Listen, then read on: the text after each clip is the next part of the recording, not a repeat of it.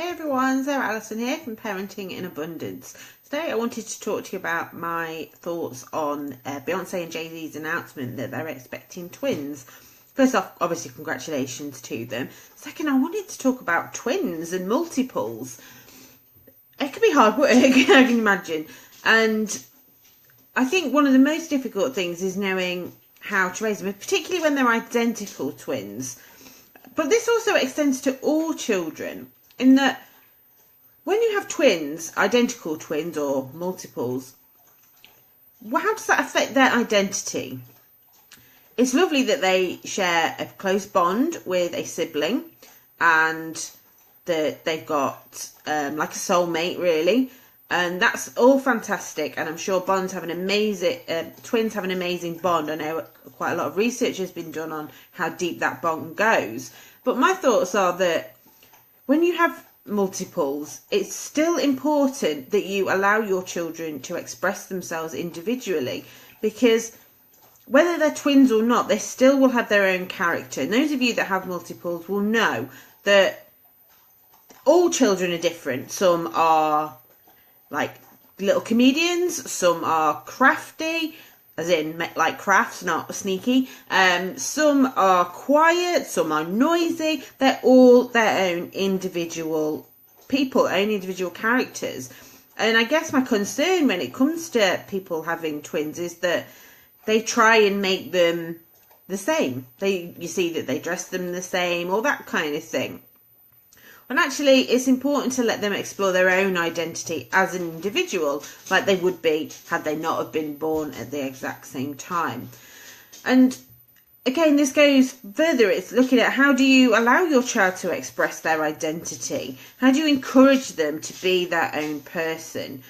And for twins, obviously, that is quite hard because they share birthdays. Everyone will probably confuse them if they're identical.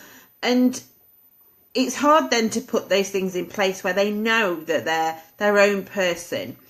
And so it's important for parents to remember that no two children are the same, whether they're born on the same day or not. They may have some similarities, but they will also have differences. And it's important that you encourage those. It's important that you recognise individual traits that your children do have, and that you allow them to be that person. Now, some of these traits might not always seem to be helpful in the way that they are brought about. I know from speaking to teachers that it can be hard work when you've got a little comedian in the class. But actually, I always felt that this is a unique quality that this child had. This child likes making people laugh. There may be reasons for that which are psychological, and that would be something that would be looked at. But it may just be that this person enjoys doing that, enjoys being the funny guy. There's plenty of comedians out there that have made a lot of money out of being the funny guy. So if a child is doing that, and even if it gets on your nerves a little bit, and there's times where you just want them to be quiet, don't let that stifle the person that they are. Make time for them to be that person. So if they are, say for example, a little comedian, then give them 10-15 minutes a day where they can share everything, share their jokes, make you laugh, and let that be their time. Let them explore this. They may grow out of it. It may be something that they want to pursue, but don't try and stifle it.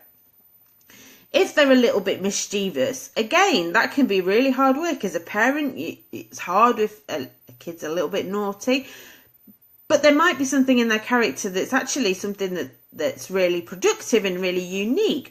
Find a way of looking at it like that and encouraging your child to look at it like that, and give them the chance to express who they really are, because that's what we want. The world would be a very boring place if we were all exactly the same. So let them be who they are, express themselves, make time so they know that between 6 and 6:30, you will support them in being that person. You will help them, whatever. If they like making jokes, if they like putting models together, whatever it is, then that time is devoted to exploring that side of their character and letting them be who they really are.